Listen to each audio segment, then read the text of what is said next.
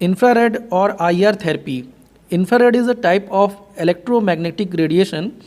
Its wavelength is 780 nanometer to 1000 micrometer, which is greater than the red end of visible light spectrum but lesser than the microwave wavelength spectrum. It produces heat effect on objects and used in various types of medical conditions. Now let's know physiological effect of infrared therapy. By heating with IR lamp, local cutaneous vasodilation will occur. Number 2, increase metabolic rate locally, decreased viscosity, increase collagen extensibility, stimulation of sensory nerves. By prolonged heating, sweating will also start to occur. आइए application of infrared therapy को जानते हैं. Patient should be well supported position with area to be treated exposed. Patient skin should be tested for thermal sensation before to start the procedure. Eyes should be protected from radiation.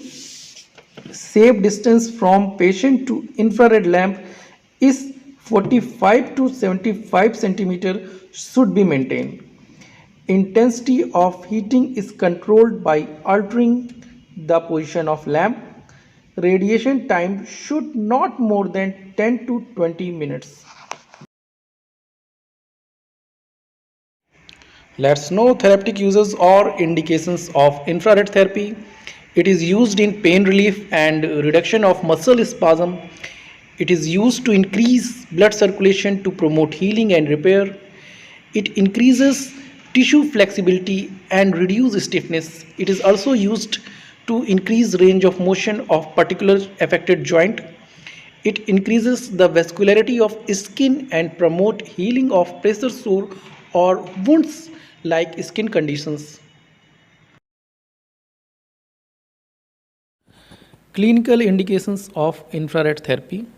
This therapy can be given in osteoarthritis, capsulitis, rheumatoid arthritis, ankylosing spondylitis or bamboo spine, polymyalgia, mechanical spinal disorder, backache during pregnancy and after childbirth, dermatitis, eczema and psoriasis types of skin conditions.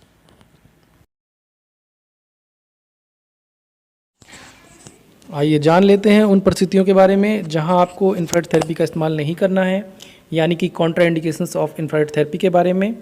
आपको acute inflammatory conditions में IR का इस्तेमाल नहीं करना चाहिए. Over a स्टीमिक tissue, जिस tissue पे blood circulation नहीं है, ब्लड सप्लाई नहीं है, वहाँ आपको आईआर का इस्तेमाल नहीं करना चाहिए. मॉडरेट एंड एक्सेसिव एडिमा जहाँ पे है वहाँ नहीं करना है. हेमरेजिक एरिया, यदि किसी पार्ट से रक्त का स्त्राव हो रहा है तो वहाँ आपको आईआर नहीं देना है. ट्यूबरकुलस जॉइंट पे नहीं देना है. अगर आप देते हैं तो उसका जो ट्यूबरकुलोसिस में जो प्रोसेस होता है जॉइंट्स के गलने का, वो बढ़ जाता है. डिफेक्टिव ब्लड प्रेशर रेगुलेशन की कंडीशन में नहीं देना चाहिए. Impaired cutaneous thermal sensation and circulation जहाँ होगा वहाँ नहीं देना चाहिए, क्योंकि वहाँ मरीज बता नहीं पाएगा और एक्सेसिव हीटिंग की वजह से उसे दिक्कत हो जाएगी. और किसी मैलिग्नेंट टिश्यू पे भी आपको नहीं देना. आइए जान लेते हैं कुछ प्रिकॉशंस के बारे में, यानी कि सावधानी के बारे में जो आपको इंफ्रारेड थेरेपी देते वक्त बरतनी चाहिए. Do not apply infrared directly to eyes और genitals. Do not apply this therapy to mentally unstable और अनरिलायबल पेशेंट और एल्डरली पेशेंट जो आपको इंफ्रारेड के टेम्परेचर के बारे में, कम या ज़्यादा के बारे में बता ना सकें. हाइपर सेंसिटिविटी टू हीट, यदि किसी मरीज को हाइपर सेंसिटिविटी हीट से है तो उसे भी आपको नहीं देना है. रिसेंटली अगर किसी मरीज की रेडियोथेरेपी की गई है तो उसे भी आप देने से अवॉइड करें.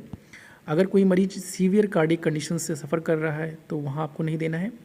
अगर किसी मरीज की एनाल्जेसिक थेरेपी चल रही है तो तब भी आपको नहीं देना है. अगर कोई मरीज एक्यूट इन्फेक्शन और इन्फ्लेमेशन से सफ़र कर रहा है